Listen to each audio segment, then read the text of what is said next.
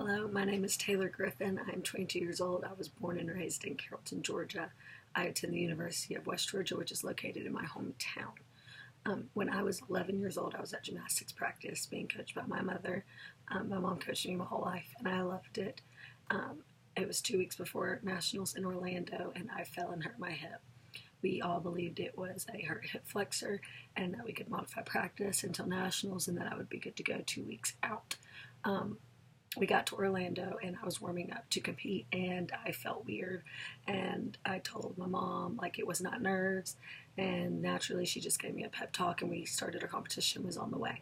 Um, my third event we went to floor and I had barely practiced because we had modified, and halfway through I could not walk. The music stopped and I could not move my body. I was genuinely terrified. So we flew home and ended up meeting with dozens of children specialists, hoping to get an answer. And found out that I tore all the cartilage in my hip, and that nobody wanted to operate on me because I was 11. I was really young and really small, and it was just a big risk. We got in contact with a hip specialist in Boston who flew out and reviewed the case and reviewed my X-rays, and he sat down with the team and planned in 2 days that he was ready to do the surgery. He was actually really excited.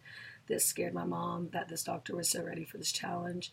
So within 3 days, I was ready for surgery, and I was kind of happy it happened so fast because I didn't have time to get stressed out about it. So I went in for surgery, and then I was put on bed rest for 6 weeks, and then I was put in a wheelchair for 6 weeks, and then I was put on crutches for 12 weeks, and that recovery was the hardest thing I've ever had to do. I mean, you don't realize how much your hip impacts your entire life.